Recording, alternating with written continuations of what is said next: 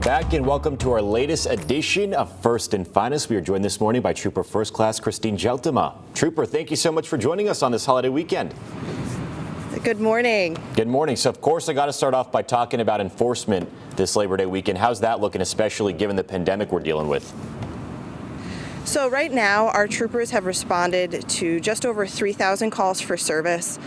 We've had numerous amounts of accidents, and unfortunately, we did have one fatality yesterday, and our hearts do go out to that family. We had 2 serious injuries also yesterday, one in Windsor on 91 and one in Tolland on Tolland Stage Road. Those 3 serious injury fatals did involve motorcycles. So what we're asking, we know this is towards the end of the summer. People want to get out. It's been beautiful weather. We're asking individuals to be cautious of motorcycles, motorcycle operators to be safe when they're out on their motorcycles.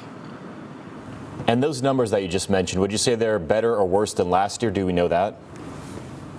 So comparatively, our enforcement will end tomorrow, so comparatively we're about at the halfway mark, and that's been about the same for last year.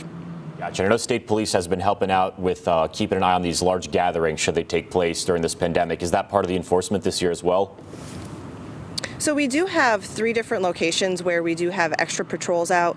We know that with the large gatherings at commuter lots, we do have extra patrols checking into those commuter lots, making sure there are no large gatherings. Plus, we've had some violent crimes that have happened in those commuter lots. We are, as we've spoken about before, helping out Yukon and Yukon PD with extra patrols in that area. And we also do have patrols out in the Troop L Burlington area, out on the Farmington River. There were some complaints that there were large gatherings out there. So we do have troopers that are out, and they're having that presence in those areas to ensure that these large gatherings are not occurring.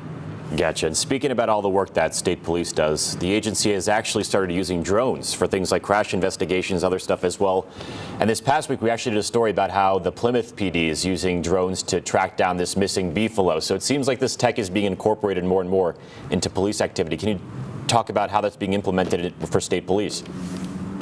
Absolutely. So we do have a bunch of drones throughout there. Our emergency services unit, they have 2 drones with 2 operators and 2 observers. That is what you saw when state police were out looking for that beefalo. The main purpose of these drones is for search and rescue. They help out with the search and rescue dogs, looking for individuals. And when you look at the maintenance of these drones compared to our helicopter, it is money-saving techniques. If there is the ability where the drones do not fly or cannot fly, we do have the ability to utilize those helicopters for search and rescue. We also do have our CARS unit, our Collision Analysis Reconstruction Squad. They have 4 drones and 7 operators as well. And same thing, money savings. When you look at what these investigations, when it comes to fatalities and serious injuries, the highways being shut down, these drones and the ability for them to go out has cut the highway closures more than half. As opposed to a 6-hour highway closure, they're now closed for an hour and a half. And they have the ability to get almost within 1 centimeter of diagrams, aerial photos of these fatal motor vehicle accidents, the evidence gathering, and again, we're saving money.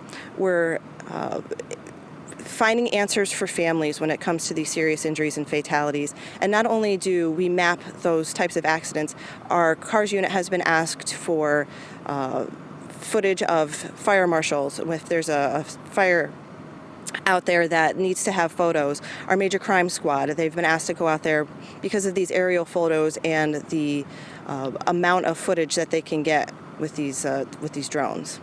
Yeah, that's awesome. And what's the plan going forward? Are you guys looking to get more drones? So the ones that we have through our CARS unit, those are through federal DOT. We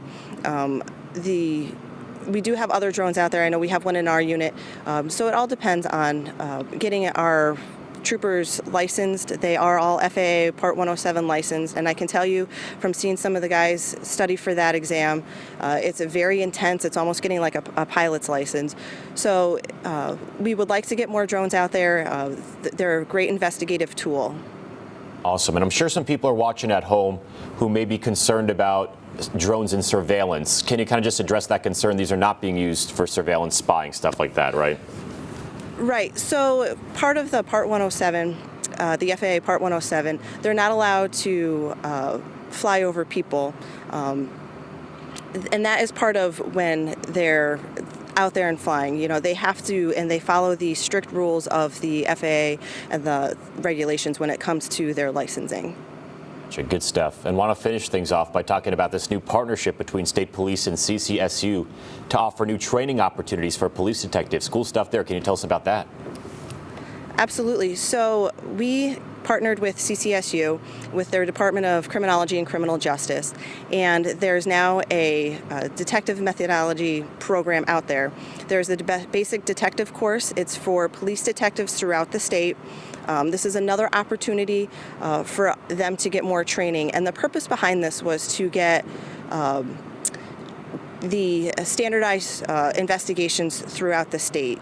Each department, each major crime squad has some different ways of investigating, and this is now a standardized way. And with that, after an individual completes that basic detective course, they can move on and they can take another advanced detective program course that could lead, if they're looking for their master's, they can get credit for their master's, or an undergraduate program as well. This is a great opportunity for detectives throughout the state to get more enhanced training, to hone in their skills and become better investigators, lead to prosecution, find answers for families. And that's what we're looking for when it comes to our drones and trying to solve crimes. Where can people find some more information about that? So there is a website. It's ccsu.edu /criminology and then detective programs. They'll be able to find it there. We've also posted it up on our Facebook page and on our cspnews.org website. Trooper First Class Christine Geltema, thank you so much for joining us. You're welcome. Have a great weekend. You too. Enjoy the rest of your holiday weekend. Thanks again. All right, want to get over